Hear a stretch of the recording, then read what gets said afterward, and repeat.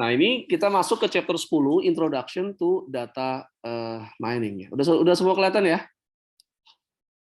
guys? Sudah, Pak. Sudah, Pak. Oke, ya. Jadi Introduction to Data Mining. Oke, kita lihat. Nah, data mining itu apa? Adalah fokus nih, better understanding of characteristic and pattern among variable. Nah, digunakan untuk mengidentifikasi hubungan di antara berbagai variabel dalam sebuah dataset yang besar. Memahami pola-pola tersembunyi yang mungkin ada. Ya, contoh misalnya, kalau yang laki-laki cowok nih, Anda buka di YouTube sesuatu yang agak-agak gimana gitu ya.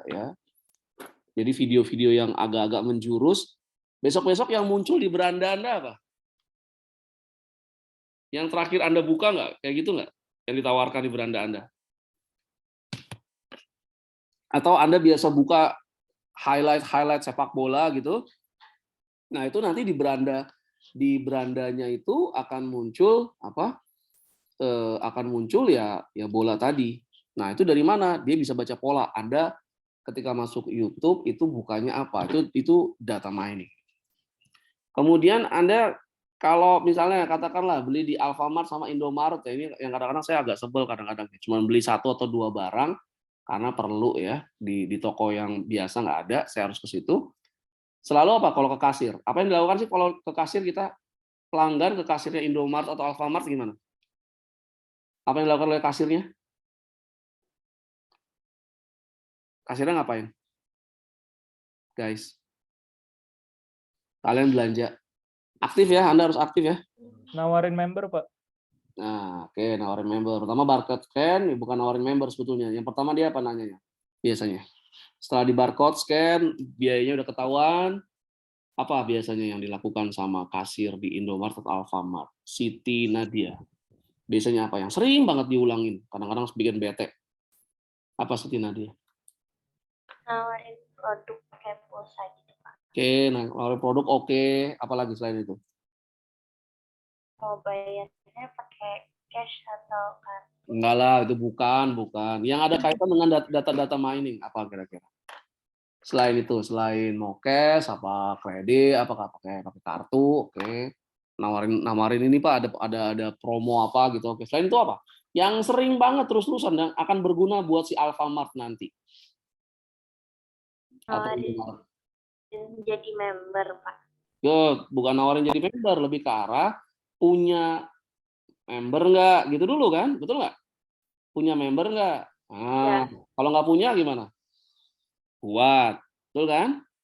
Nah, kalau punya, terus apa? Oke, punya member Mbak Siti, terus Anda bilang, oh punya, terus apa? Biasanya apa? Anda akan masukin apa? Ingat yang primary key waktu Anda belajar di sistem informasi akuntansi. Anda apa? Kasih nomor handphone kan biasanya kan, nanti dimasukin. Oke, namanya Siti, segala macam, ada segala macam. Nah, kenapa mereka capek-capek gitu ya? Nanyain member Anda, masukin nomor member Anda. Kenapa ya kira-kira? Apa sih yang mau diiniin Muhammad Faris Ridwan? Apa yang ingin dituju ya Muhammad Faris Ridwan? Kasirnya nanya punya member apa enggak? Kalau punya member terus dia dimasukin. Untuk apa ya Muhammad Faris Ridwan?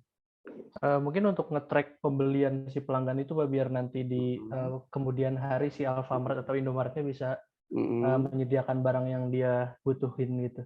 Oke, satu itu betul. Kedua kan bisa untuk promosi kan. Oh, kalau si A, si B, si C ini biasanya apa? Mungkin nanti promosinya sesuai dengan masing-masing. Katakanlah misalnya begini, ada Bapak X gitu ya, dia sering beli apa tuh ke apa? Alat cukur gitu ya. Nah, itu berapa bulan sekali. Nanti kalau ada promo alat cukur itu bisa dikirimkan langsung ke WA-nya kan. Itu lebih tepat sasaran. Ya, ingat di kuliah umumnya beralih perusahaan sekarang dari mass marketing pakai apa tuh mass marketing? Ada yang tahu? Apa yang dilakukan oleh perusahaan kalau mass marketing? Mass marketing apa? Pasang apa tuh di pinggir jalan? Pasang apa? Marketing secara massal. Pasang apa di pinggir jalan? Billboard, Pak. Billboard. Bayar billboard. Mahal nggak? Mahal nggak bayar billboard? Mahal nggak sewa billboard? Saya pasang billboard mahal nggak? Mahal ya. Ada yang ngelihat nggak? Dipastikan ada yang ngelihat nggak? Belum tentu ada yang ngelihat, belum tentu membeli. Nah, dari mass marketing pindah ke personalized marketing. Pemasarannya, promosinya itu ditujukan ke masing-masing orang kalau bisa. Karena setiap orang kan beda-beda konsumsi secara segala macam. Nah, that's data mining masuk di situ. Jadi itu kenapa para kasir itu nanya membernya, karena dia mau tracking tuh pola pembelian customer di situ apa. Ya, jadi gampangnya perusahaan retail, toko retail itu salah satu kuncinya selain location adalah penyediaan barangnya. Penyediaan barangnya harus sesuai dengan marketnya dia. Ya, marketnya dia. Jangan sampai perusahaan toko retail itu menyediakan barang yang nggak akan pernah diinginkan atau dibeli oleh pelanggan di sekitar lokasinya dia. Ya, nanti carrying cost-nya tinggi. Oke. Nah, itu jadi data mining mencoba cari pola-pola seperti itu. Lanjut ya. Nah, ini scope data mining-nya ada cluster analysis, mengelompokkan katakanlah misalnya pelanggan ya berdasarkan segmentasinya, ada menggunakan segmentasi gender, gender ada berapa ya? Gender ada berapa? Gender ada berapa? Dua apa harusnya? Nadia Paulina, gender ada berapa? Harusnya 2, Pak. 2 ya, good ya, 2 ya. Terus saya dimarahin sama SJW dan kalau ngomong kayak gitu ya, social justice warrior ya. Jadi based on gender, based on usia, ya, based on kesenangan, dan segala macam dikelompokkan. Ada yang tahu perumahan klaster kan ya? Perumahan klaster tuh cirinya apa kalau Anda lihat? Yang mungkin tinggal di perumahan klaster, cirinya apa? Bentuk rumahnya sama nggak dalam satu klaster? Sama nggak bentuk rumahnya? Bentuk rumah? Iya, Pak. Sama. Kalau dalamnya ya harusnya sama, tapi kalau ada permintaan yang berbeda ya mungkin ada ini ya dibuat lebih berbeda. Nah, that's cluster. Dengan cluster ketika dikumpulkan kita bisa tahu nih, oh ini orang-orang ini mereka masuk dalam misalnya umur berapa, jenis kelaminnya apa. Nah, itu dikelompokkan kesukaannya apa dan segala macam. Kemudian klasifikasi, ya, analis data, memprediksi, mengklasifikasi. Nah, ini yang paling sulit nih ya. Kemudian ada asosiasi. Nah, kan misalnya gini ya, mungkin nggak kalau dia beli satu celana jeans, ini yang cowok nih, satu celana jeans, biasanya akan beli apa lagi? Satu celana jeans beli apa lagi? Kira-kira asosiasi ini. Apa kira-kira? Saran Agastya. Mungkin bisa sekalian beli ikat pinggang, Pak. Oke, terus selain jangan ikat pinggang dulu dong. Yang paling dekat apa kira-kira? Baju, Pak. Nah, iya baju. Satu celana jeans dia akan beli mungkin satu baju. Bajunya apa? Ini kaos polo atau kemeja. Nah, ini asosiasi nanti. Ya. Nah, kita akan bahas satu-satu. Oke ya. Nah, sekarang cluster analysis. Nah, ini atau data segmentation, gabungan dari teknik-teknik mencoba untuk mengelompokkan, mensegmenkan sekumpulan objek observasi atau record dalam satu cluster. Nah, oke. Objek dalam cluster yang sama memperlihatkan kemiripan. Nah, sedangkan yang di different cluster akan berbeda. Nah, ini ya. Jadi misalnya tadi laki-laki dan perempuan nah, dibuat cluster. Akhirnya apa coba? Kalau sampo, saya dulu tahun 80-an ya, setahu saya ya, tahun 80-an, itu sampo laki-laki dan perempuan tuh sama, jadi nggak ada. Kalau sekarang, sampo laki-laki perempuan beda atau sama? Gabriela. Sama atau beda? Sekarang beda, Pak. Beda, oke. Kenapa berbeda ya? Itu pertanyaannya nih.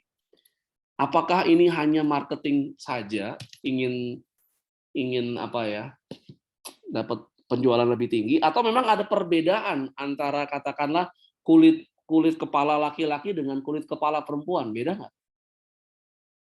Kalau yang saya tahu dulu apa tuh misalnya tuh, ada dibuat iklan ya kalau nggak salah ya, kalau sebut merek tuh, Anda tahu iklan, Anda tahu Rexona?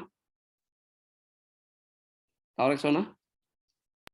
Tahu Pak. Oh ya. Nah, Rexona itu kan katanya gitu, Pak. Saya lupa ya, apakah laki-laki atau perempuan ya?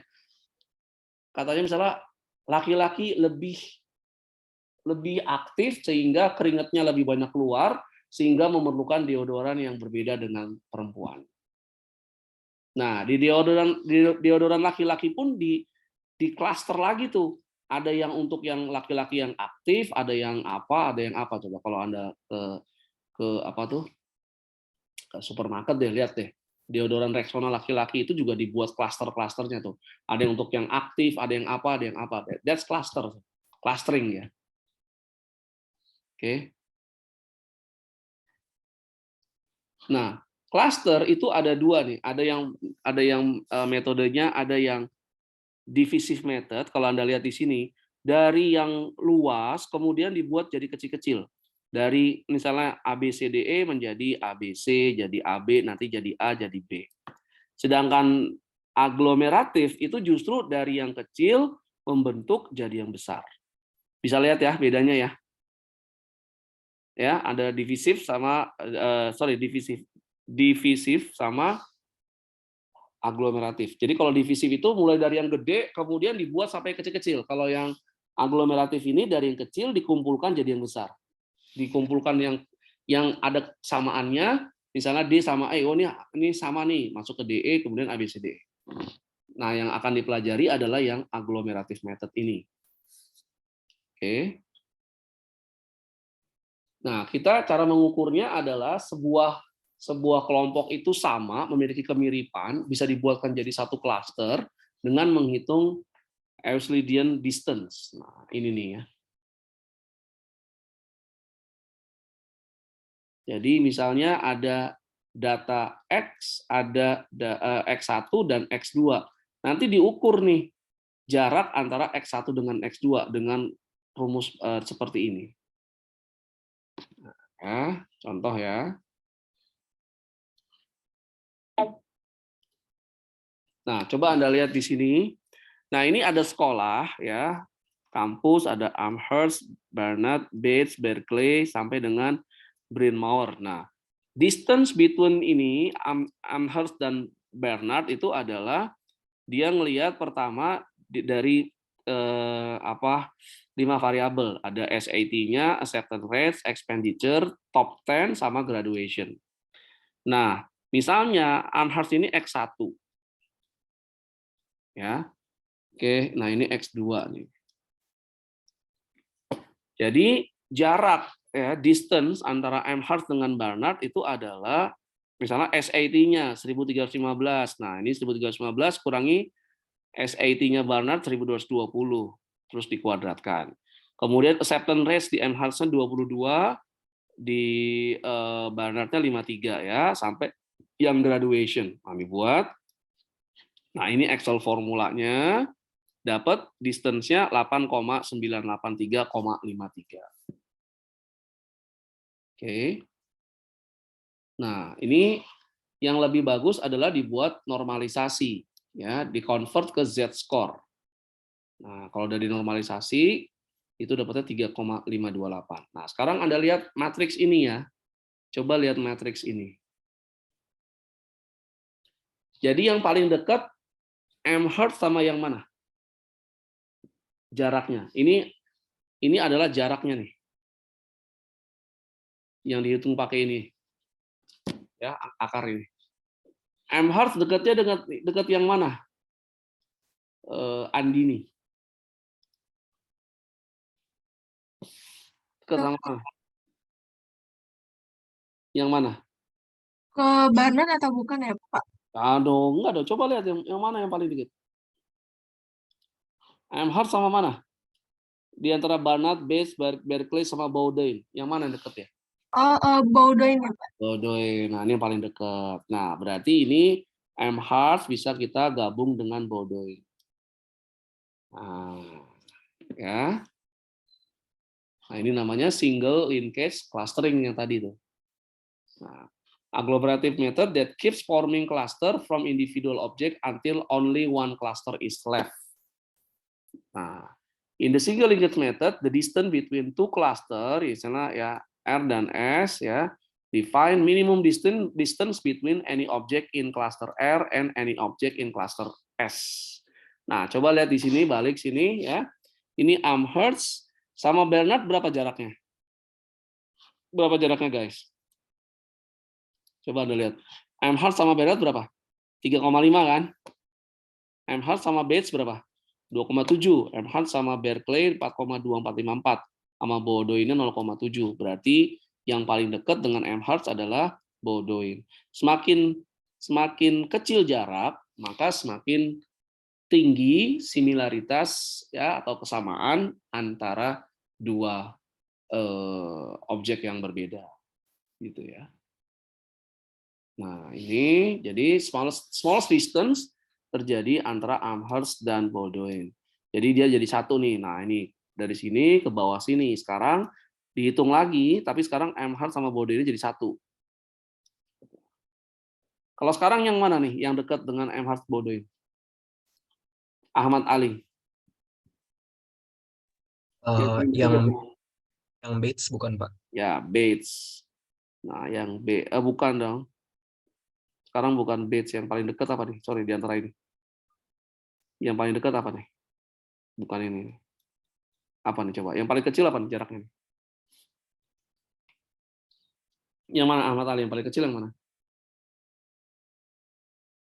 Coba. Ini dari semua angka ini yang paling kecil berapa, Ahmad Ali? Yang paling kecil? Yang 1,8 ya? 1,879. Itu apa dengan apa tuh? Jarak apa dengan apa? Itu Barnard sama Bates. Nah, berarti sekarang Barnard sama Bates bisa digabung. Barnard sama Bates. Jadi sekarang punya dua nih. Amherst sama Bowdoin satu. Sekarang Barnard sama apa tadi, Ahmad Ali? Sama Bates. Oke, dibuat lagi. Terus sampai kecil. Nah, sekarang kalau yang ini mana yang paling kecil? Tadi ini udah ya harus. Nah, kemudian akhirnya jadi seperti ini, ya. Jadi Amherst sama Bowdoin, Barnard sama Bates. Terus yang paling kecil yang mana nih?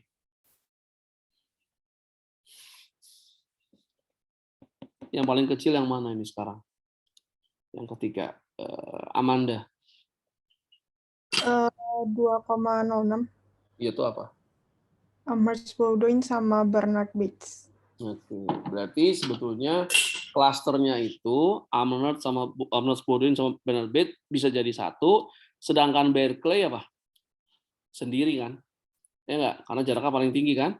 Berkeley sama Amherst Bowdoin berapa ini tadi? 38954 kan? Ya enggak? Mesti jauh. Terus Bernard Bates sama Berkeley juga masih 2,8. Yang dekat Amherst Bowdoin sama Bernard Bates. Nah, berarti similarity-nya adalah Amherst Bowdoin, Bernard Bates, Berkeley sendiri. Ya. Nah, sekarang kita lihat. Nah, ini seperti ini nih jadi visualisasinya. Coba Anda lihat. Ya. Jadi yang pertama, Amherst sama Bowdoin karena jaraknya paling rendah, dia digabung. Jaraknya berapa? 0,7158. Kemudian Barnard sama Bates itu digabung juga, jaraknya 1,879. Kemudian Amherst Bowdoin sudah digabung, Barnard Bates sudah digabung. Nah, mereka digabung jadi satu nih, jaraknya 2,0615. Sedangkan Berkeley ini adalah klaster sendiri. Jadi kalau kita lihat, nanti klasternya bisa Amherst, Bowdoin, Barnard, Bates, terus Berkeley sendiri. Nah, kenapa Berkeley sendiri? Coba kita lihat dari angka ya. Kenapa Berkeley sendiri ya? Lihat aja dari sini nih, dia hampir-hampir apa? Median SAT, expenditure student, top 10 sama graduation-nya graduation-nya paling rendah. Terus top 10 ini paling tinggi, expenditure student-nya 3 tertinggi ya. Jadi memang dia paling berbeda sendiri. Nah, Itu dia. Oke. Nah, jadi kalau ada di sini, Amherst, Bowdoin, Barnes, and Bates itu hampir sama, sedangkan Berkeley kayak quite different ya. Tuh. Top 10%-nya paling tinggi, graduation-nya paling susah, expenditure yang hampir-hampir mirip ya, acceptance-nya dia hampir mirip. Nah, sedangkan Amherst sama Bowdoin ini SAT-nya 1.300, acceptance-nya masih 20-an, expenditure 25 sampai 26 hampir mirip kan, top 10 8578 dan graduation 93 90. Terus Barnard sama Brain ini SAT sama, acceptance juga agak beda sih, tapi dia sama di expenditures. Terus di apa nih? HS sama graduation hampir mirip. Jadi memang Berkeley ini quite different. Itu. Ada pertanyaan dulu? That single apa namanya? Single linkage apa? Clustering, cari jaraknya, jarak yang terdekat akan menjadi akan apa? Jadi satu cluster. Seperti itu.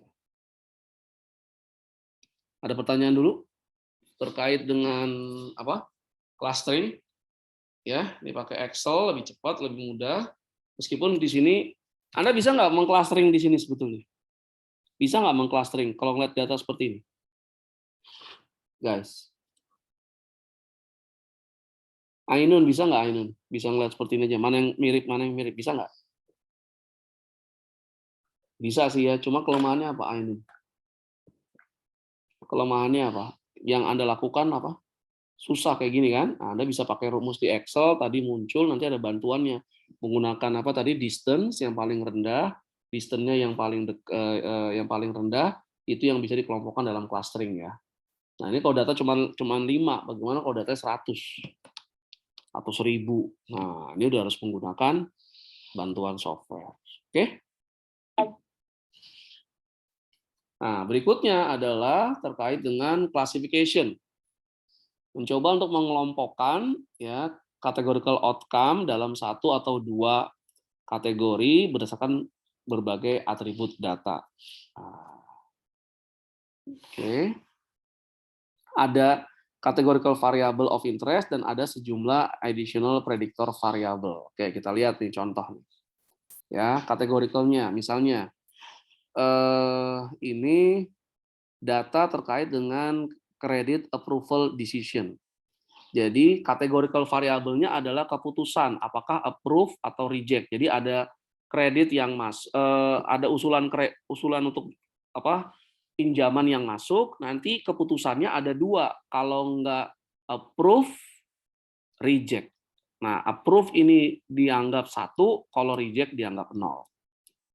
Kemudian prediktor variabelnya, keputusan itu ya decision ini bisa diterima itu kalau dia punya rumah apa enggak, berapa kredit skornya, sudah berapa lama dia ambil kredit, kemudian revolving balance dan revolving utilization. Homeowner ini juga dianggap sebagai prediktor yang menggunakan 1 dan 2. Jadi ini sudah, kalau Anda lihat di bukunya ya, ini sudah decoded. Jadi homeowner ini sebetulnya data awalnya itu adalah ini, kalau 1 itu yes, berarti dia punya rumah. Yes gitu ya. Kalau 0 ini berarti no, dia nggak punya rumah.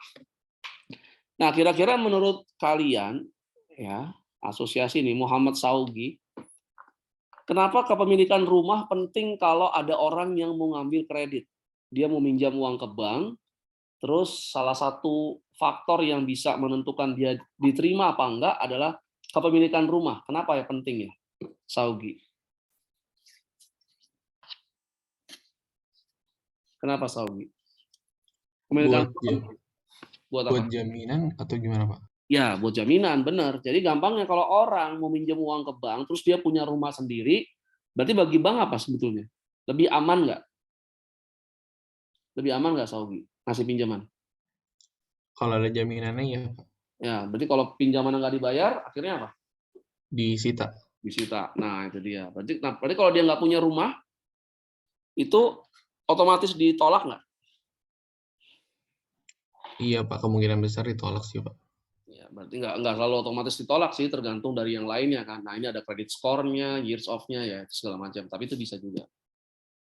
Oke, kita lihat ya.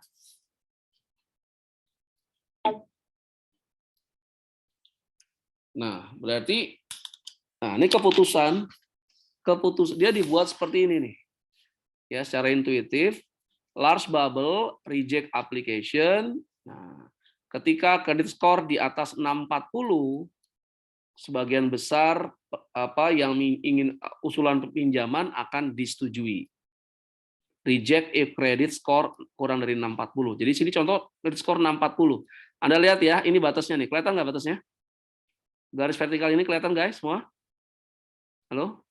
Kelihatan, Pak. Oke. Yang sebelah kiri ditolak. Large bubble kan semua kan? Betul nggak? Large bubble semua kan?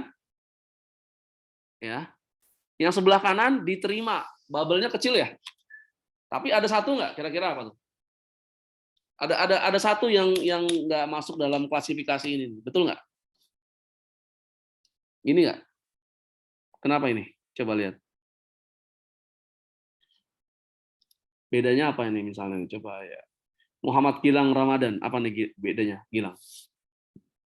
Kan gampangnya tadi di atas 640 sebagian besar diterima, ya kan ya? Di bawah 640 apa? Reject ya.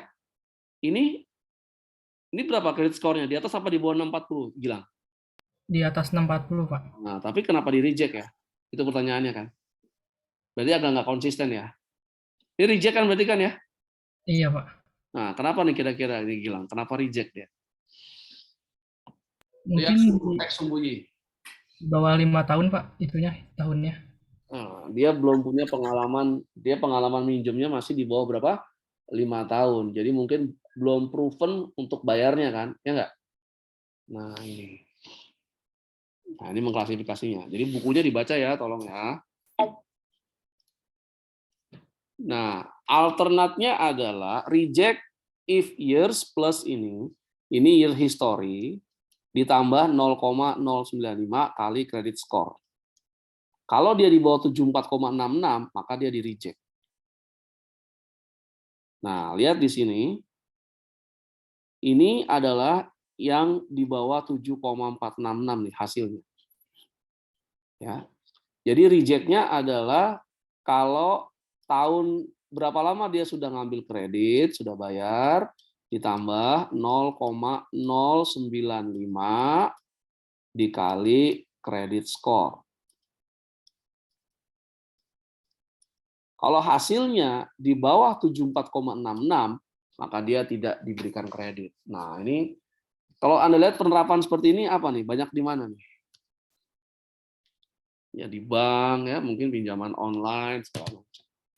Jadi nggak heran saya pernah baca itu salah satu direktur kalau nggak salah di bank sentral di Amerika, pinjaman kreditnya ditolak karena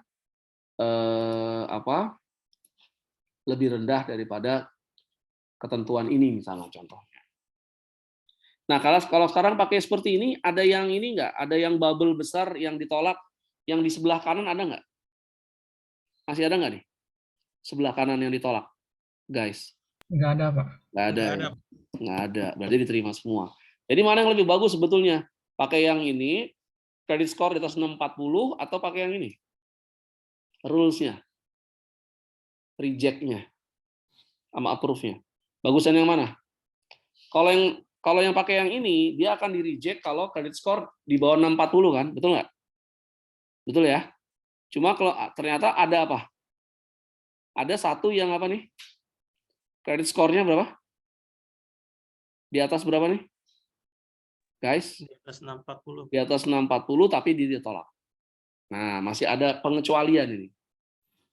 Nah, kalau pakai ini ya ditolak kalau tahun dia ngambil pinjaman ditambah 0,095 kali credit score itu di bawah 74,66 itu ditolak. Nah, ini lebih apa nih? Sekarang kalau lihat di sini yang di sebelah kanan coba lihat, yang bubble kecil paling banyak sebelah kanan ya.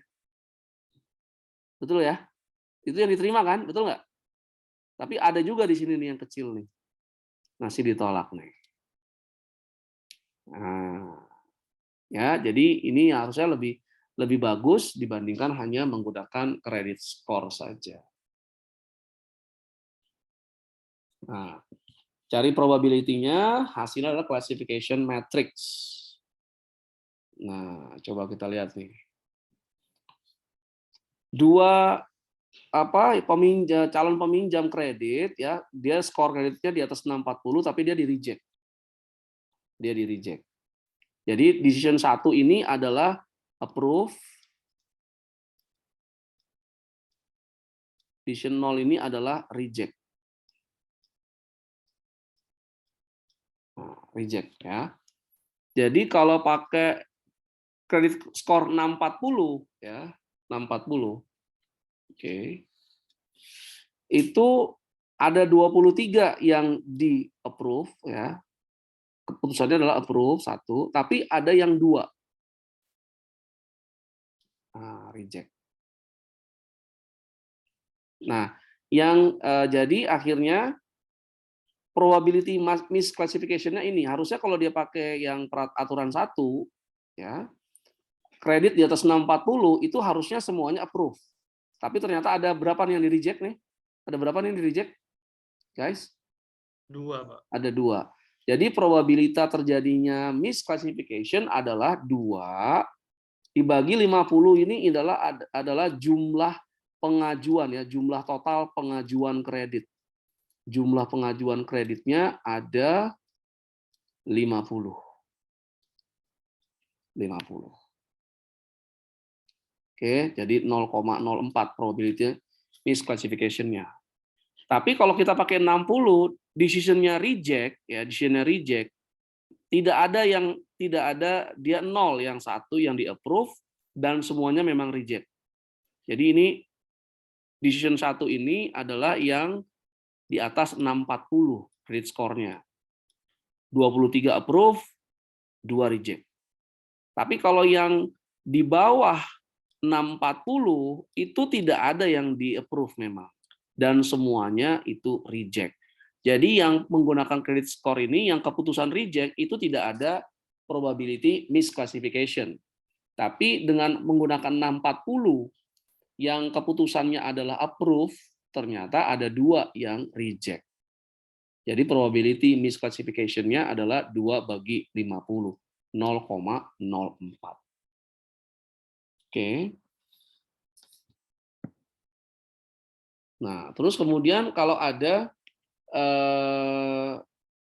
record baru nih. Nah, ini lebih susah nih. Dia pakai record baru, nah ini tadi ya, homeowner 1 berarti dia punya rumah. Homeowner 0 berarti dia nggak punya rumah. Ini ada nih homeowner 1 dengan kondisi seperti ini. Keputusannya apa? Apakah dia keputusannya ada berapa keputusannya? Ada berapa jenis keputusan di sini? Faris, Ridwan, ada berapa? Ada 2 ya, Pak? Ada 2 ya, apa aja tadi? Approve sama reject ya, Pak? Reject. Nah, nanti ini ada yang baru nih. Ini ada yang baru, kemudian kita udah punya datanya tadi nih. Nah, ini kita punya ya. Jadi kalau Anda lihat nanti itu ada 50 datanya nih. Udah punya data seperti ini, kemudian menggunakan data seperti ini, Anda kalau ada data baru seperti ini nanti keputusannya approve atau apa, atau reject, menggunakan data yang sudah ada. Ini nih. Ya, jadi ini ada 1, 0, jadi gampangnya ini nanti misalnya ya,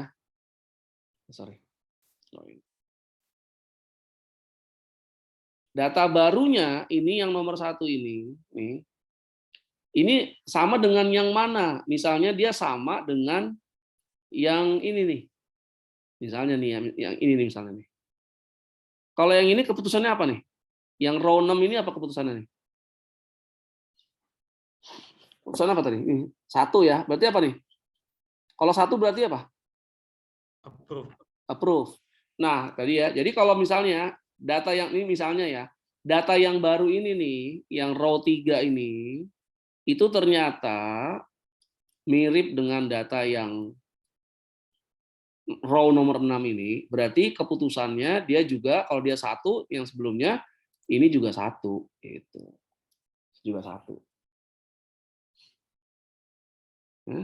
Oke. Jadi kalau seperti ini coba yang ditolak yang mana nih? Pakai credit score. Data baru ini. Muhammad Albin. Yang mana Albin? Kalau Anda pakai credit score 640 yang ditolak yang mana? Kalau credit score 640 Pak, yang di bawah 640. Iya, yang mana? Row berapa? Row berapa tuh? Yang 520, 602 sama 549, Pak. Nah, oke.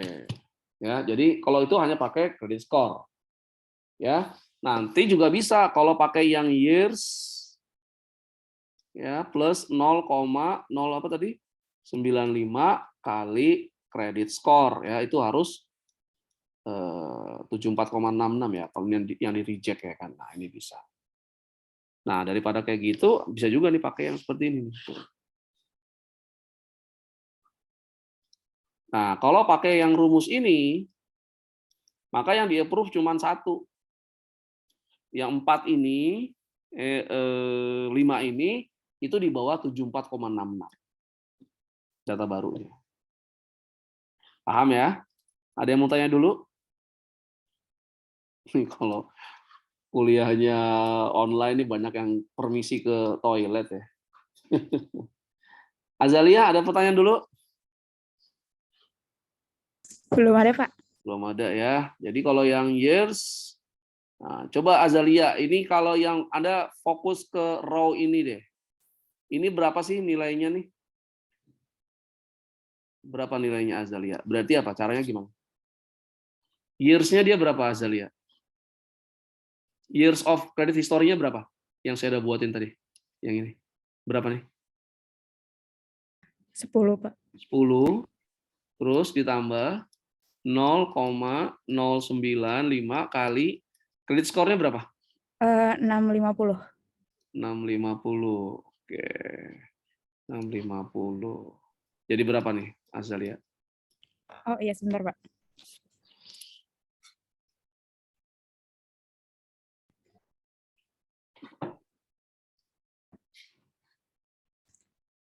Tujuh 1,75, Pak. 1, berapa? 71,75. 71,75. Makanya dia apa? Demi Allah. Decision-nya apa? Decision-nya apa? Approve atau reject?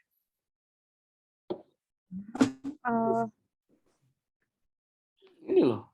Batas minimalnya berapa? Cut off-nya berapa? 74,66. Berarti masih. Hah? Approve ya, Pak? Enggak dong. Dia. Enggak dong. Berarti apa? Reject lah. Ini 0 gimana sih? Kan di bawah 74,66 kan? Oh iya Pak. Iya. Reject. Nah, jadi ingat ya. Data baru ini kalau yang menggunakan credit score 640 berarti yang ditolak adalah yang 4, 6, dan 7. Yang diterima yang 3, ini approve, di atas 640, ini approve, ini approve. Jadi sih bisa pakai if ya. If credit score kurang dari 640 berarti reject, otherwise approve gitu kan. Nah, kalau pakai ini, nah ini skornya udah ada semua, tinggal dihitung aja. Skornya ada ya kan? If years plus 0,09 kali credit score lower atau sama dengan 74,66 berarti reject.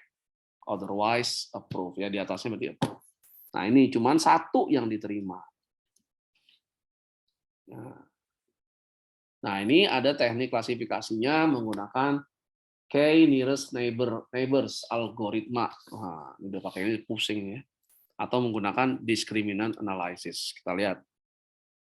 Nah, kalau pakai ini kita mencoba mencari yang paling mirip ya untuk diklasifikasikan. Nah, kedekatan dari record to numerical predictor ya. Menggunakan sama ya, tapi normalize Euclidean distance. Ini penjelasannya. Nah, jadi kalau seperti ini record yang ada ya, dicari distance-nya ya. Ini di normalize dulu datanya tadi ya, normalize, mencari distance-nya, ini record-nya yang baru, terus record-nya pakai K-nya ada 1, 2, 3, 4, 5, ini ada pakai Excel-nya nih. Ya, ada pakai Excel-nya, ada di bukunya ada dipakai Excel. Nah, ini nanti ternyata nih, data yang kalau 51 itu dekat yang record nomor 27. Record nomor 27 itu approve, berarti dia di-approve. Yang K2 dekat record yang 46, itu di-approve. Nah, itu ada di buku semuanya ya. Anda harus baca tuh bukunya. Oke. Nah, ini pakai formula small, match, and VLOOKUP. Ya, VLOOKUP. Nah, kalau yang discriminant analysis ini menggunakan regresi. Jadi ntar seperti ini. Jadi Y ini, coba lihat di sini. Y ini adalah keputusannya, reject or approve nih. Ya. B0 ini adalah intercept. Ya, ini regresi ya, intercept. B1 adalah beta untuk homeowner. B2 kali credit score. Nah, ntar dapatnya harusnya, nah sebelum ke sini biar Anda nggak bingung, ntar ya, saya stop share dulu. Saya cariin datanya ya, biar Anda ada bayangan.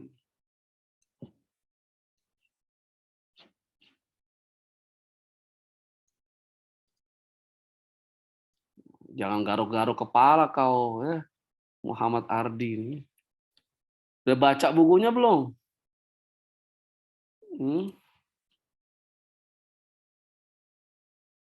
Coba tak lihat. Oke.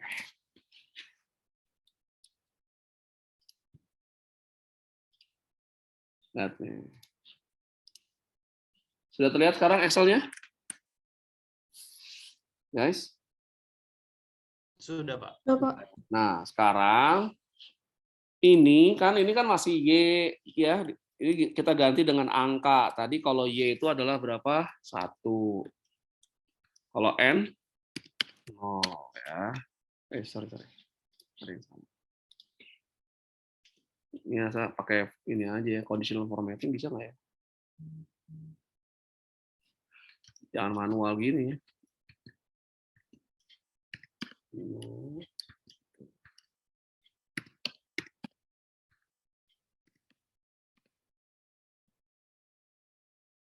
Oke, sorry ada banyak ya.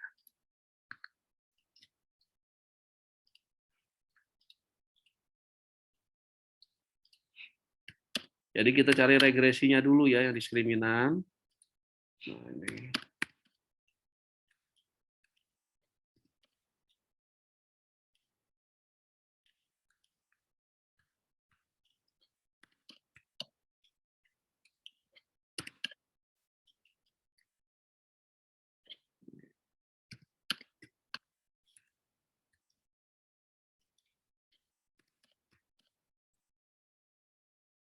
Nah, dapat. Kita cari regresinya ya, itu apa? Kita blok nih dari labelnya sampai yang terakhir. Nah, ini kita masuk ke data analysis, terus pilih regression. Oke, nah nggak usah diinin, sorry. Tahan dulu ya. Tahan. Nggak usah diinin dulu. Jadi masuk ke data analysis, regression. Nah, regression. Y-nya itu adalah approve decision. Nah, jadi ada variabel X, ada variabel Y. Variabel Y adalah dependent variable. Jadi keputusan ini tergantung dari variabel-variabel ini. Nah, homeowner sampai dengan revolving utilization itu adalah variabel independent. Variabel yang nilainya bebas yang akan menentukan decision. Nah, ini sorry, ini nggak bisa dilakukan. Kita buat dulu. Tadi approve berapa? 1, reject berapa? 0. Ya. Oke. 1, ini 0, 0, 1. Reject itu 0.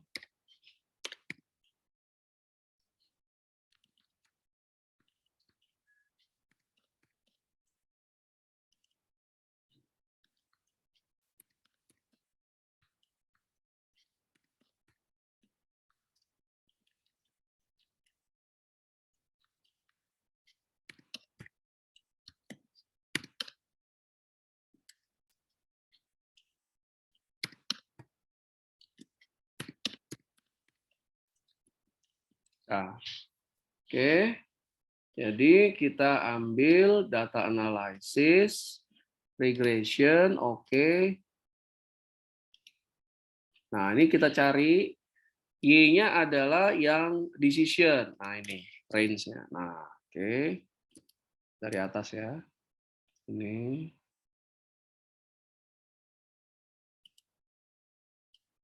Nah, kemudian X-nya ini adalah semua independent variable ini. Ya. Kita blok sampai bawah.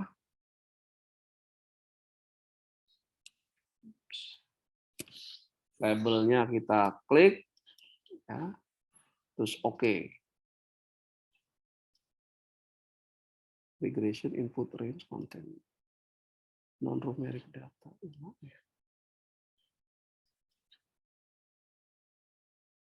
Udah satu. F3 udah harusnya. Bentar ya.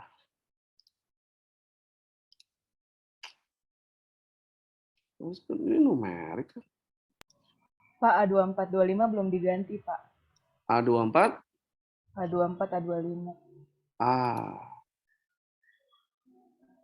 Oh, sorry. Iya. Good. Ini berarti 0 terus apa? 0 ya? Oke, good. Ya, thank you. Jadi, data analysis, regression, oke.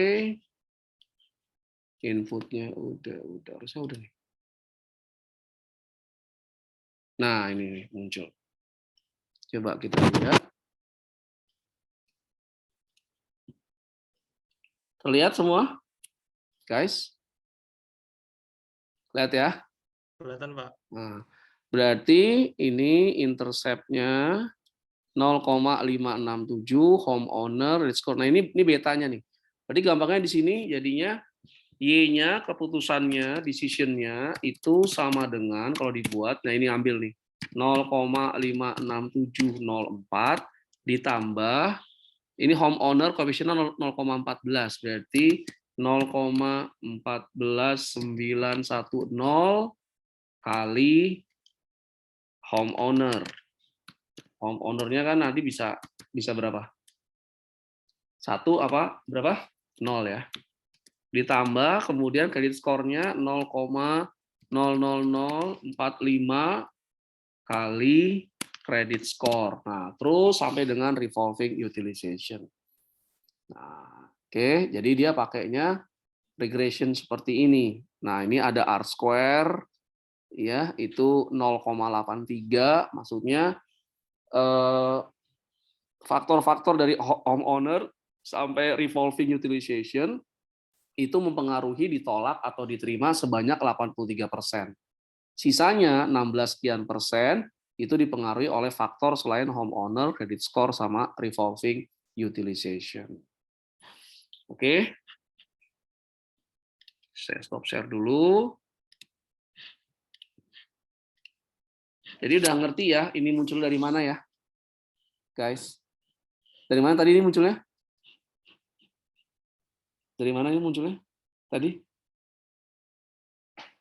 Halo? Dari mana tadi munculnya? Halo? Kok pada nggak ada? Regresi, Pak. Regresi ya. Tolong dijawab ya, saya kayak ngomong sama tembok nih. Aduh. Ya. Jadi dari regresi tadi. Nah, jadi kalau record yang pertama tadi kita lihat. First recordnya mana nih? 108.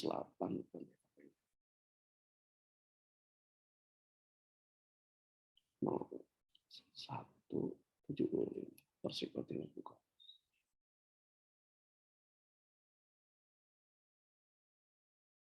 Nah, nih ya, first record-nya nih lihat ada nih. Homeowner-nya 1, credit score ya. Jadi kalau yang first record ini ya, lihat yang 4 ini. Row 4 ini ya. Kita lihat. Kita hitung. Nah, lihat ya.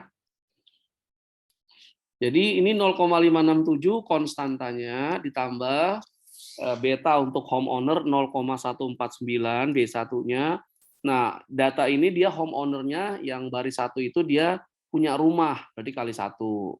Kemudian yang untuk credit score itu betanya 0,00465 kali dia credit score-nya 725. Terus untuk yang kredit historinya dia 20 tahun. Nah, ini 0,4, selanjutnya bla bla bla dapat skornya 0,862. Nah, 0,862 ini diterima atau ditolak gitu. Ya, diterima atau ditolak. Nah, dia pakai rules-nya rules cut off value, cut off value-nya ya, ntar Anda bisa lihat dari di bukunya. Cut off value-nya adalah 0,4932. Nah, tadi dia berarti yang data baru ini karena diskriminan skornya 0,8921 nih, yang nomor 28 ini row ini, maka dia approve karena di atas 0,4932. Diskriminan skor di bawah 0,4932 dia reject. Anda bisa lihat ini berarti yang ini ya, sama ini. Jadi regression analysis ya, dicari dulu tadi, kemudian masing-masing dimasukin ke model ini ya, angkanya, cari diskriminannya, terus dapetin cut off value. 0,90 ini adalah rata-rata dari yang diskriminan skor yang diterima. Ini yang diterima nih, approve. Rata-rata yang diterima. 0,0781 ini adalah rata-rata dari yang di reject. Makanya dia cut off value-nya ambil yang rata-ratanya aja. Rata-rata approve plus reject bagi 2. Dapat cut off value-nya 0,4932. Di atas 0,4932 berarti approve. Di bawah 0,4932 berarti reject. Oke? Ada pertanyaan dulu? Nice. Pak, mau nanya boleh Pak? Ya, silakan. Itu untuk cut off value dari approve itu dari nilai yang paling tinggi atau dari gimananya Pak? Itu rata-rata. Jadi gampangnya gini, data yang sebelumnya ya, yang awal ini, nih yang awal. Oh, pakai Excel nih. Stop share dulu, pakai Excel nih. Lihat ya. Nih. Nah, dari data awal ini kan kalau 1 apa tadi? Approve ya. Kalau 0 reject. Nah, yang 1-1 ini dikumpulin. Yang 1-1 ini dikumpulin. Jadi nanti gampangnya harusnya sih kalau mau dibuat misalnya di short sama kita nih. Kalau mau di short gini. Di short ya. Oke. Sort kemudian decision dari yang largest to small saja ya. Nah, kok nggak ganti sih?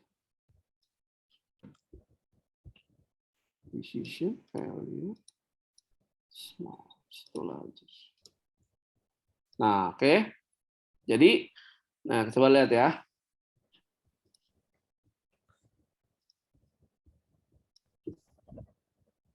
Ya, lihat di sini. Nanti ini kan yang decision-nya 0 apa tadi? Yang 0 apa? Reject, Pak. Nah, reject. Nah, ini yang semua reject. Dicari apa tadi namanya? Rata-ratanya ya, Pak?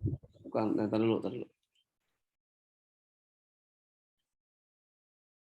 Nilai diskriminannya dulu. Yang reject ini Ya, dicari nilai diskriminannya. Yang menggunakan tadi ya, persamaan tadi ya. Nah, dapat nih nanti misalnya ini berapa, ini dirata-ratakan yang reject ini. Nah, ini dapat tadi yang 0,0781 rata-rata yang dari reject. Hal yang sama, ini kan yang satunya apa tadi? Approve. Nah, approve ya. Yang approve ini kita hitung juga nilai diskriminannya semua yang approve ini. Berapa sih nilai diskriminannya? Kemudian dicari average-nya. Nah, average-nya itu akhirnya yang ini nih.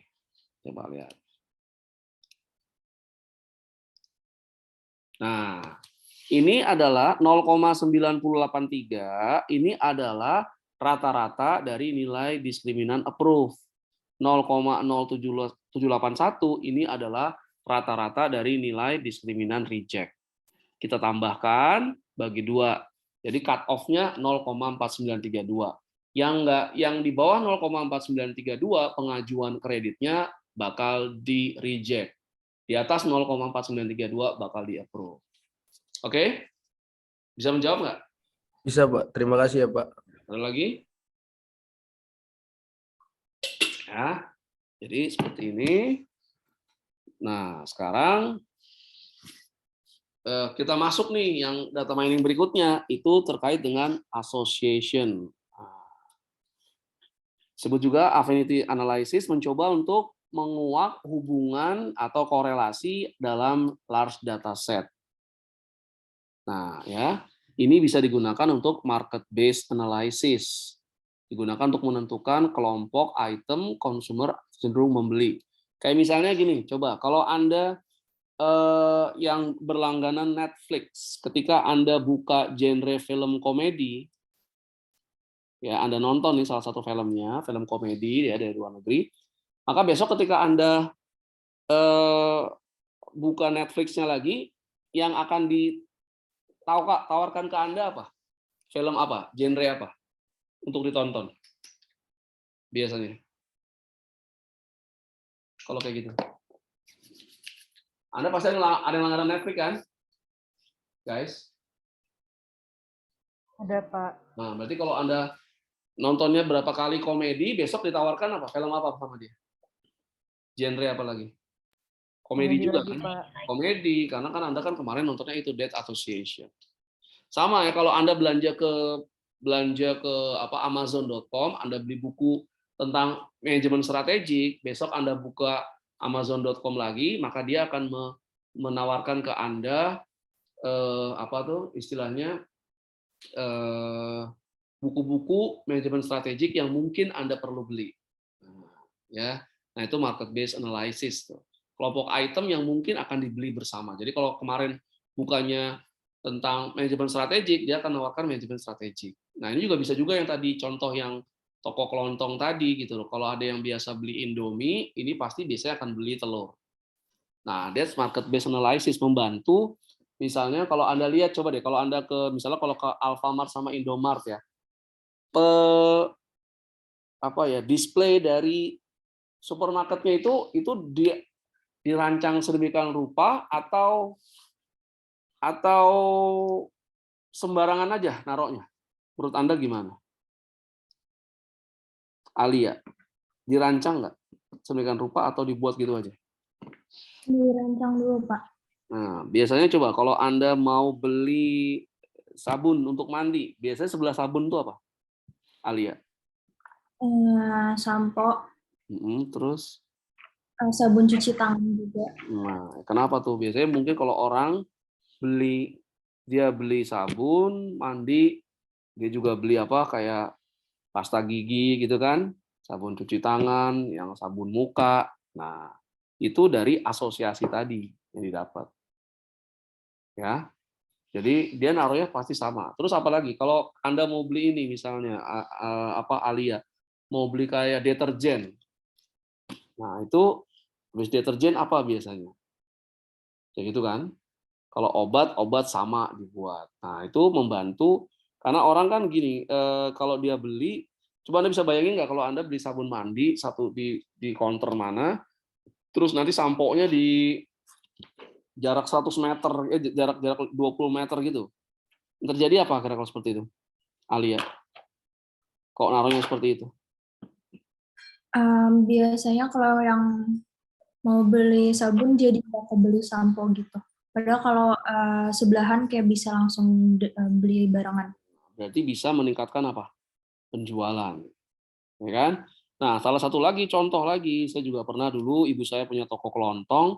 Kelemahan utamanya adalah ketika menempatkan barang itu yang ngerti ibu saya gitu ya. Nah, jadi ketika saya dipaksa menggantikan, let's say ibu saya lagi mandi terus ada yang beli. Terpaksa saya harus apa? Layanin nggak? Layanin ya. Nah, kelemahannya apa biasanya? Terkait kalau lokasinya nggak dibuat sedemikian rupa, terus juga diketahui banyak orang yang akan nunggu toko gitu harusnya kan. Kelemahannya adalah it takes time ya for me to apa? To look for kan, nyari dulu ya, belinya apa ya? Ini di mana disimpannya gitu kan? Karena yang tahu itu penyimpanan itu adalah ibu saya. Akhirnya kelemahannya apa kalau seperti itu? Pelanggannya gimana? Puas atau tidak puas? Kurang puas. Akhirnya kalau kurang puas ya nanti bisa lanjutannya ke belakang. Nah, itu pentingnya dari asosiasi ini ya, kita lihat ya. Jadi MBA, market based analysis, for example, used to determine group of item consumer tend to purchase together. Jadi kalau tadi ada sabun mandi, sebelahnya sampo, karena benar kalau di sabun mandi ya beli sampo juga. Cenderung akhirnya mendorong orang untuk membeli juga gitu ya. Nah, jadi dia menggunakan rules-nya adalah if then, antecedent dan consequent. Antecedent ini yang faktor yang pendahulunya. Jadi karena dia beli sabun untuk mandi ya, sabun untuk badan ya. Kemudian konsekuensinya adalah ini konsekuensinya dia beli juga sampo. Nah, gitu. Ya. Oke, jadi dia beli pendahulunya dia beli sabun, kemudian akhirnya dia beli juga sampo. Nah, ini antecedent dan konsekuen. Oke ya. Nah, ini contoh aja nih. Nah, ya, PC purchase data, nanti saya akan lihatkan juga. We might want to know which component are often ordered together. Coba Anda lihat di sini. Intel Core 15 ya, lihat di sini Intel Core i5, dia biasanya belinya pakai apa? Screen size-nya apa? Kemudian memorinya berapa, hard drive-nya berapa. Coba Anda lihat. Yang paling bersamaan apa tuh? Lihat yang row 1 ini, row 6 nih. Intel Core i5, kalau satu tuh dibeli, 0 nggak beli ya. Dia beli Intel Core i5 prosesornya, screen size-nya berapa? 12, Pak. 12, memorinya 4 GB, hard drive-nya 500. Nah, tapi pembelian kedua, dia pakai Intel Core-nya i5, tapi dia pakainya 15 screen. Nah, terus memorinya 8, dan dia pakai 750 GB. Jadi di sini ingin tahunya adalah kalau prosesornya i-Core 15, dia cenderungnya beli screen size berapa sih? Kemudian memorinya berapa yang dibeli dan hard drive-nya berapa yang dibeli. Ini memudahkan nanti kalau kita tahu hubungannya itu berarti kita langsung bisa siapkan. Jadi kalau dia beli Intel Core 5-nya berarti dia belinya 12 inch screen.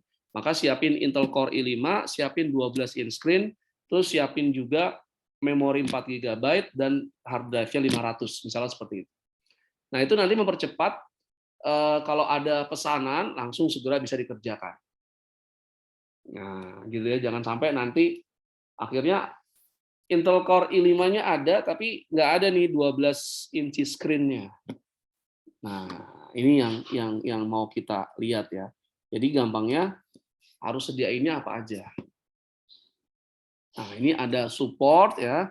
Ini adalah persentase jumlah transaksi yang melibatkan seluruh item, antecedent dan konsekuen. Nah, jadi gampangnya misalnya gini, antecedent-nya adalah dia membeli Intel Core i5.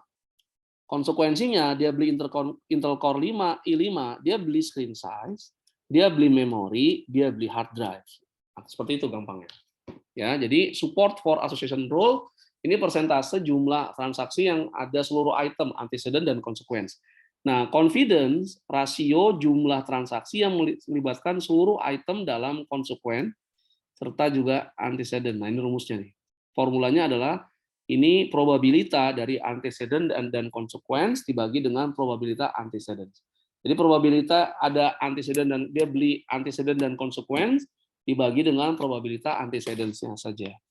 Nah, live itu expected confidence, nah, rasio confidence dibagi dengan expected confidence. Expected confidence jumlah transaksi yang terdiri dari konsekuensi dibagi dengan jumlah transaksi. Oke, nanti semakin tinggi live rasio, semakin besar association rules-nya, berarti kita bisa bilang kalau beli tadi Intel Core i5, dia beli apa? Jadi kalau dia beli, misalnya di toko kelontong tadi dia beli Indomie, juga telur, gitu ya. Nah, misalnya nih contoh, supermarket database, dia memiliki 100.000 point of sales transaction, 2.000 termasuk A dan B item. A dan B item ini berarti apa nih? Jadi 2.000 A dan B ya. Nah, ini antecedents ya. Antecedents dan apa? Consequent. 5.000 include C. Dan 800 adalah A, B, dan C. Jadi supportnya, ini bukan ini ya. Supportnya adalah di sini 800, ini adalah yang membeli A, B, C sekaligus. 800. Total transaksinya berapa? 100.000. Maka supportnya adalah 0,008. Confidence, nah lihat di sini confidence. Confidence, antecedents, dan consequent dibagi antecedents. Ya. Confidence-nya ini yang 800, ini yang beli A, B, dan C, ya dibagi dengan antecedents-nya tadi apa nih? Antecedents-nya yang mendahului adalah kalau dia beli A, dia beli A dan B dulu, baru beli C. Berarti ini adalah 2.000 ini apa? Ini yang beli A dan B. 0,40. Expected confidence itu adalah, kalau lihat di sini, expected confidence, number transaction that include the consequent dividend. Nah, expected dividend-nya adalah itu yang beli C. Yang beli C totalnya berapa dibagi total pembelian. Yang beli C itu adalah 5.000. Total pembelian untuk C adalah 5.000. Jadi 5.000 bagi 100.000, 0,05. Lift-nya adalah confidence bagi expected confidence. Lift-nya berapa ini sekarang? Lift-nya berapa? Guys? Lift-nya 8. Berarti lift semakin tinggi, semakin kuat asosiasinya. Jadi nanti memang harus disediakan A, B, dan C. Nah, itu yang terkait dengan one stop selling ya. Jadi kalau nanti C-nya nggak ada, mungkin pembelian A dan B-nya akan turun. Karena nggak ada C. Karena orang yang ke situ, ke supermarket ini, dia akan beli A dan B kalau ada C. Nah, kalau nggak ada B, juga mungkin nggak akan terjadi pembelian A, B, dan C ini. Jadi ini yang harus ada asosiasi bahwa berarti di sini perusahaannya harus menyediakan item A, item B, dan item C. Nah, berapa nanti yang akan disediakannya, itu ada perhitungan berikutnya. Ya.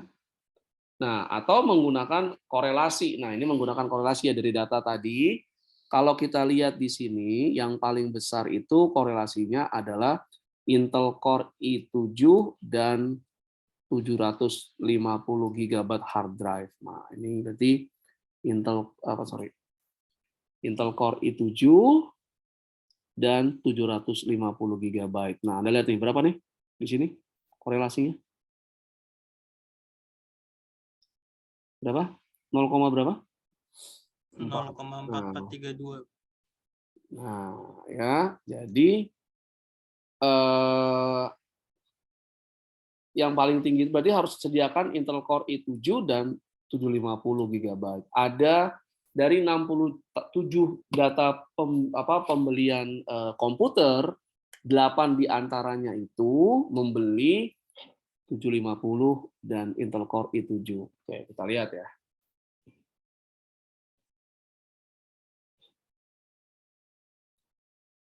Nah, ini pakai data lagi yang baru. Jadi PC purchase. Jadi memang mainnya banyak ke data nih.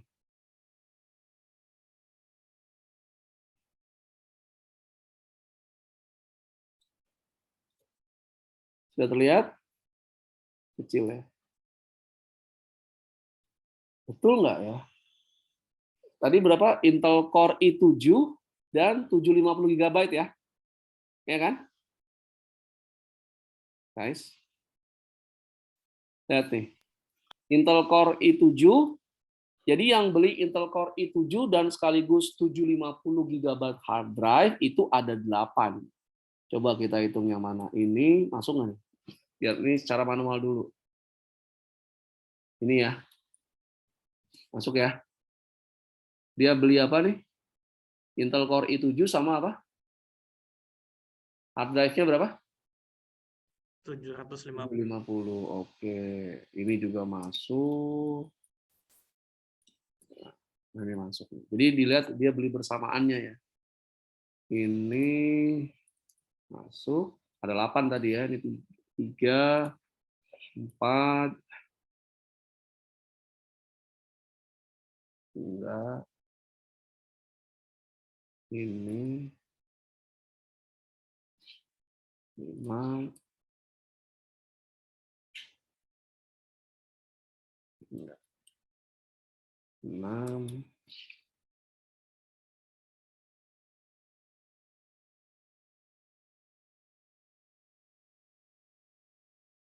7,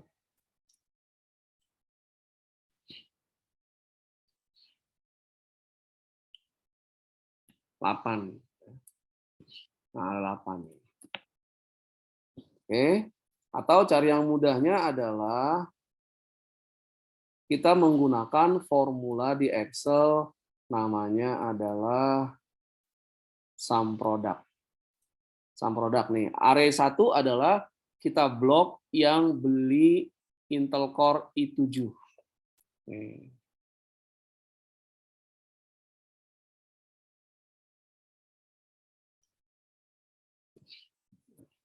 Array 2-nya kita pakai yang 750 GB. Ini untuk mencari antecedent dan konsekuensi ya, gabungan ya. 750.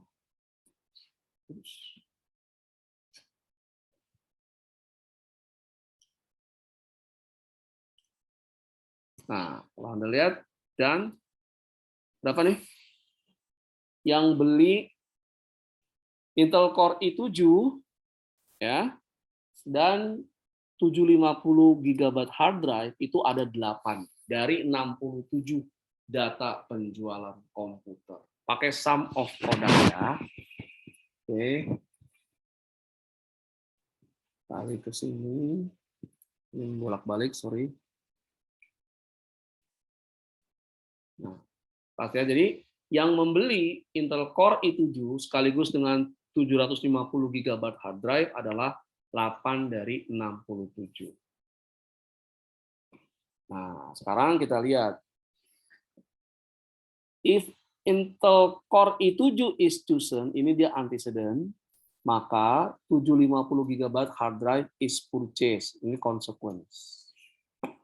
Oke. Nah, sekarang kita hitung. Confidence-nya adalah supportnya adalah 8. 8 ini berarti 8 yang beli apa i7 dan sekaligus 750 GB ya, pakai sum product tadi 8. Oke. Terus lihat formula di sini. Apa tadi formulanya? Nah, ini ya. Antecedent dibagi konsekuen dibagi P antecedent. Nah, kita lihat 8 per 67 dibagi 12 ini adalah antecedentnya. berapa yang beli Intel Core i7? Intel Core i7. Nah, itu harusnya 12. Coba kita cek ke Excel ya. Cek ke Excel-nya. Intel Core i7. Ini kita tinggal sum aja sih harusnya. Ini kita sum ya. Nah, 12. Ya. Jadi 8 ini, ingat 8 adalah yang beli sekaligus Intel Core i7 dan 750 GB hard drive.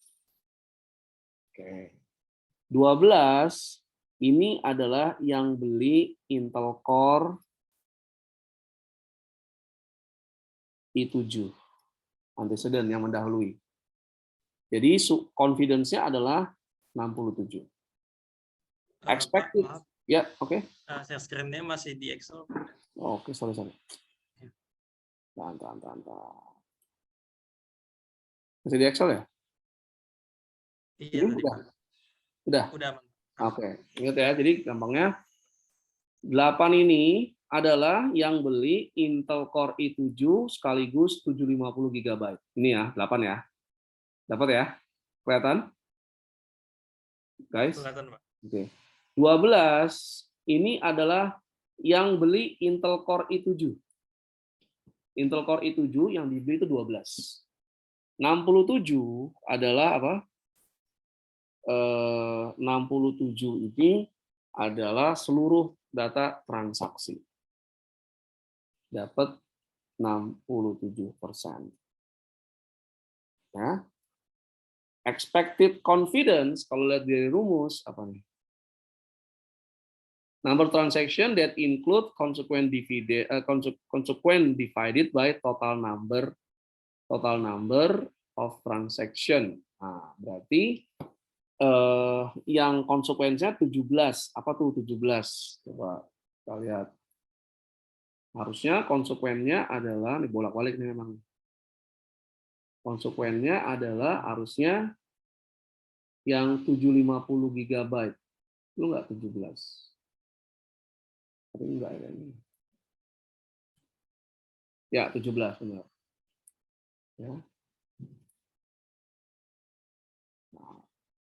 Jadi yang beli nih ya, 750 GB kalau kita jumlahkan itu 17. Oke. Berarti ya, expected confidence-nya adalah 17. Ini yang beli apa 17 tadi? 17 apa ini tadi? 17 yang beli apa? Konsekuensi. Jadi antecedent-nya yang mana? Antecedent-nya yang mendahului mana? Yang beli Intel Core Intel i7. Core. Oke. Konsekuennya? Konsekuennya yang beli 750 GB. Good. Jadi 17 ini adalah yang beli 750 GB. Nah, ya. Maka lift-nya adalah 8/12 confidence dibagi expected confidence. Oke, dapat 2,63.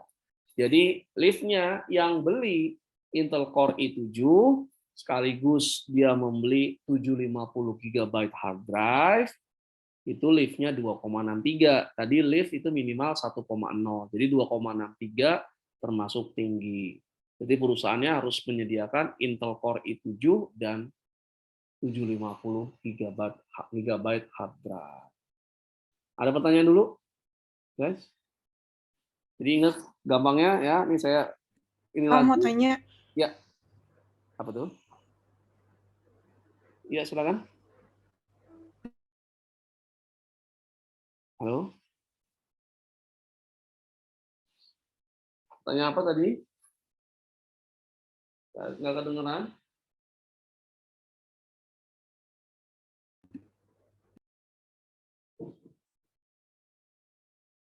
Halo? Pak, izin nanya, Pak. Ya. Itu tadi yang 8 dari mana ya, Pak?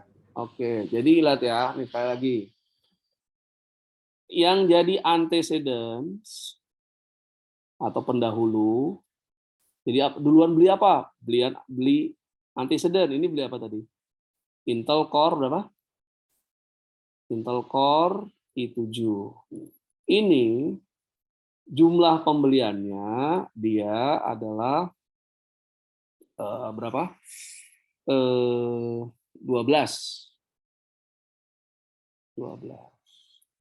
Konsekuennya yang beli setelah antecedents, dia beli apa? Setelah dia beli Intel Core i7, dia beli apa? Dia beli apa? Guys. Setelah dia beli Intel Core i7, dia beli apa?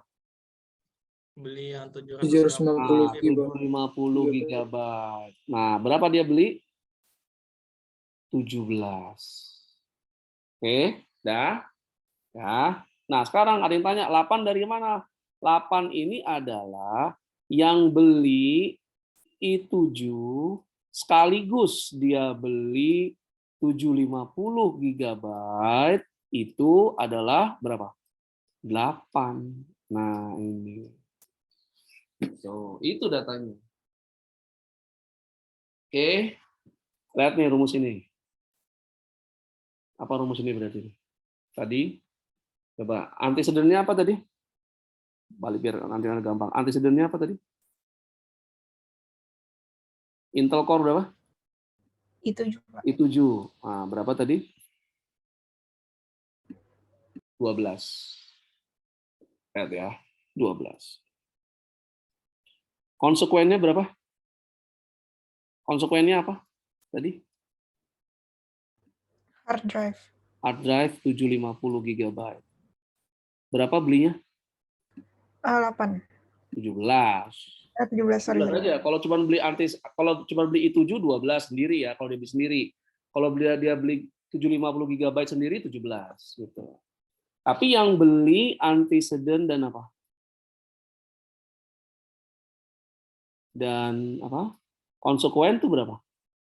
Jadi beli antecedent sekaligus beli konsekuen dalam satu kali pembelian. 8, betul. Ini kan? Ini antecedent konsekuen ini kan? Berarti kan? Betul nggak? Ini 8. Terus ini berapa? 12. 8, ini 12. Total pembeliannya berapa semua?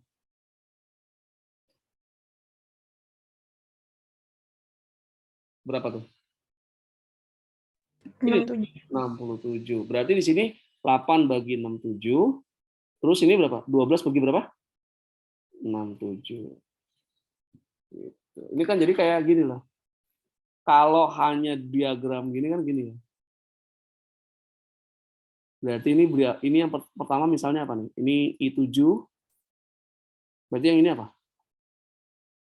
Beli apa ini? Hard drive. Hard drive 2750. Berarti yang di tengah-tengah ini berapa? Yang beli Intel Core i7 sama 750 berapa? 8. 8. Ini 8 gitu kan? Betul nggak?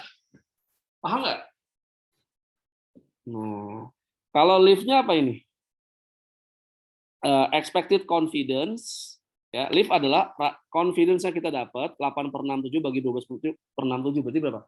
8 bagi 12 kan? Betul nggak? 8 bagi 12 itu berapa? 2/3 ya? Atau 0,667. Oke, sekarang kita lihat. Expected confidence, number of transaction that include consequent. Consequent yang mana? I7 apa 750 GB? 750. 750. 750 belinya berapa? Hanya beli 750 aja. Hanya beli 750 aja. Berapa? 17, Pak. 17. Berarti expected confidence-nya adalah konsekuen 17 dibagi 67.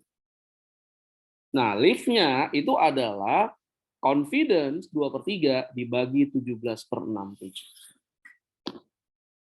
Masuk? Bisa?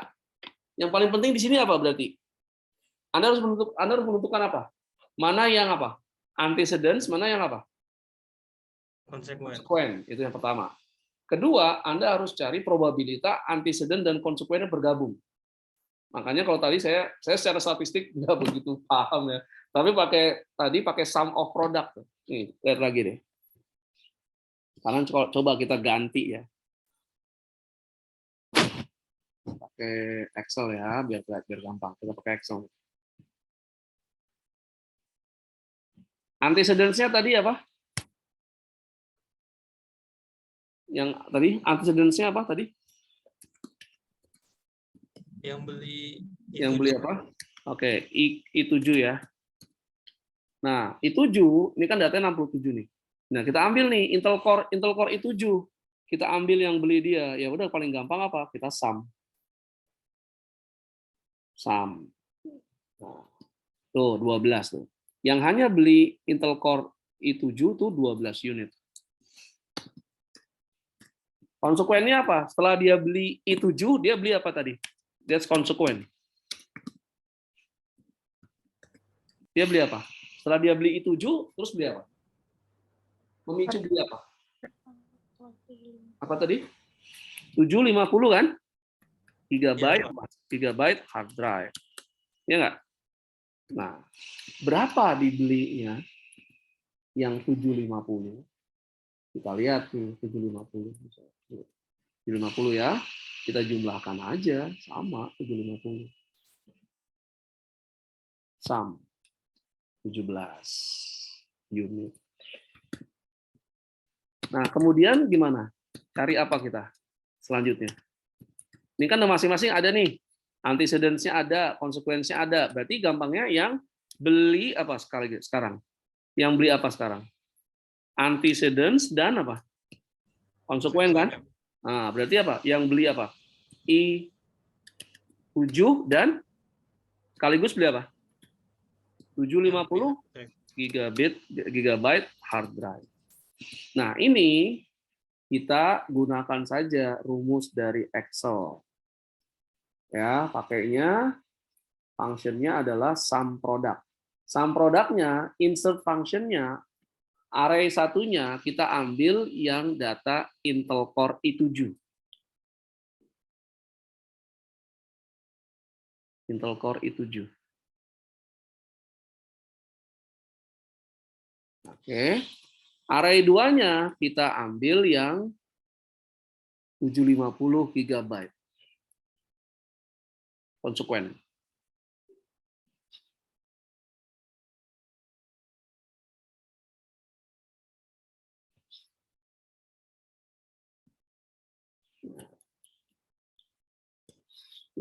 Dan karena cuma 2 ya. Nah, dapat nih 8. Nah, ini. Ya kan? Jadi gampangnya P confidence-nya, probabilitas confidence, itu kan tadi probabilitas dari yang 8 ini, yang beli, yang antecedent dan konsekuen, antecedent dan confidence. Dibagi total data pembelian 67 transaksi. So, ini. Terus dibagi dengan probabilitas antecedents-nya 12 bagi 67. Nah, udah, ini bagi ini nih.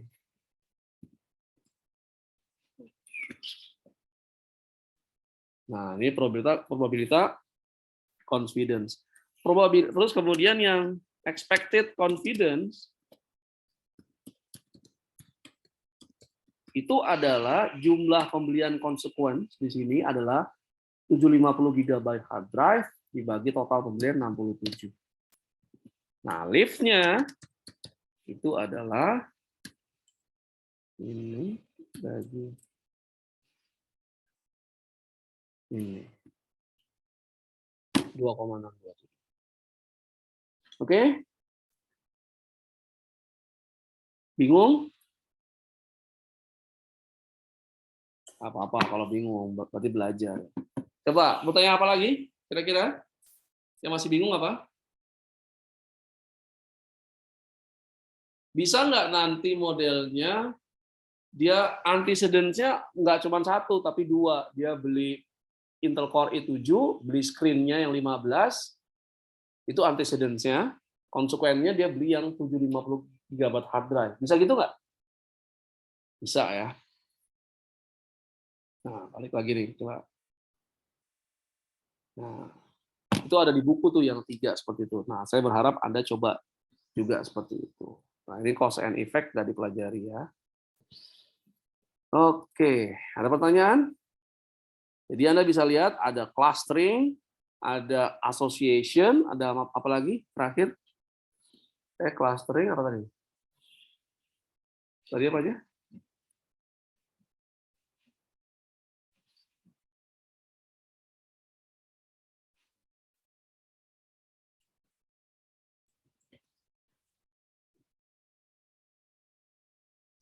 Clustering, classification, sama association. Nah, itu adalah introduction to data mining. Nah, yang lebih banyak lagi segala macam memang harus menggunakan software. Tidak lagi pakai Excel ya. Jadi tadi itu semacam apa? Introduction. Nah, Anda sebagai akuntan harus tahu itu juga sih, bisa ngasih masukan. Yang lebih penting sebenarnya Anda membacanya tuh. Membacanya. Kalau lift-nya tadi berapa? Lift minimal berapa tadi? 1 ya, lift minimal 1. Nah, itu berarti ada asosiasinya. Berarti kira-kira kalau Indomie sama telur itu kalau belum dihitung lah, lift-nya tinggi nggak? Albin? Ya, Pak. Indomie goreng sama telur kira-kira tinggi nggak lift-nya? Di asosiasi? Diduga aja, diduga. Oke, kalau dugaan saya sih ya lumayan lah, Pak. Kenapa? Lumayan tinggi, Pak. Ya, kenapa? Biasanya orang beli Indomie, beli apa? Soalnya kalau Indomie pakai telur tuh emang nikmat, Pak. Jadi pasti barengan belinya gitu. Oke. Terus apa lagi sih kayak gitu-gitu kira-kira? Yang lain coba. Hari ini apalagi kira-kira selain Indomie sama telur yang kira-kira asosiasi yang Anda harus ada di apa? Toko kelontong. Kalau rokok biasanya orang beli rokok beli apa? Beli kopi, Pak. Kopi. Beli kopi. Sama kopi, apalagi? Kalau teh? Gula. Gula ya, Pak. Gula, terus teh, gula, terus Biskuit, Pak. nah, ya snack bisa, biskuit. Anak bocah banget biskuit ya. Enak Pak dicicil soalnya, Pak. Itu dicari nanti liftnya tuh. Kalau memang di atas 1 berarti apa? Harus disediakan. Kalau di bawah 1 mereka berarti apa? Nggak perlu disediakan. Nah, itu tergantung dari masing-masing. Nah, itu karena kalau saya lihat ya gitu, kalau saya ke toko kelontong itu sering dapat barangnya udah agak lama kelihatannya gitu ya. Biasanya apa kalau barang agak lama apa kelihatannya apa? Ada yang tahu nggak? Barangnya agak lama. Anda beli toko kelontong barangnya agak lama. Ada yang tahu ciri khasnya apa? Berdebu, Pak. Berdebu, good. Terus biasanya nanti expired date-nya diapain? Kan ada expired date. Apa? Bukan dilangit, diapain? Spidolin, Pak. God, spidolin, ditoret gitu kan. Nah, itu tuh. Nah, kenapa terjadi? Karena mereka menyediakan sesuatu yang tidak dibutuhkan, unwanted di situ ya. Unneeded, bukan unwanted. Jadi kalau toko kelontong harusnya saya bilang toko kelontong itu harusnya menyediakan lebih banyak ke need-nya. Baru tambahan ada want-nya.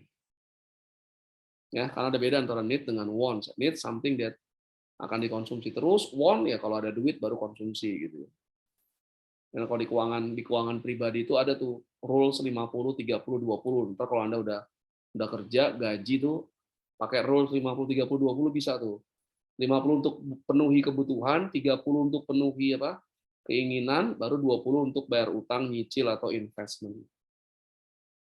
Berarti nggak boleh kosong. Kalau ada Indomie, telurnya nggak ada. Yang terjadi apa? Ada Indomie, tapi telurnya nggak ada. Yang terjadi apa? Kira-kira? Nadia, Paulita? Yang terjadi apa Nadia kira-kira? Indomie ada, itunya nggak ada. Telurnya nggak ada. Gimana Pak maksudnya? Kamu ke toko, dia ada Indomie, tapi dia telurnya habis. Yang terjadi apa dengan toko tersebut? Kalau saya bisa ini sih ganti ke cornet atau sosis gitu. Kalau nggak ada, kamu tawarin ke cornet, tapi kan pasti mahal.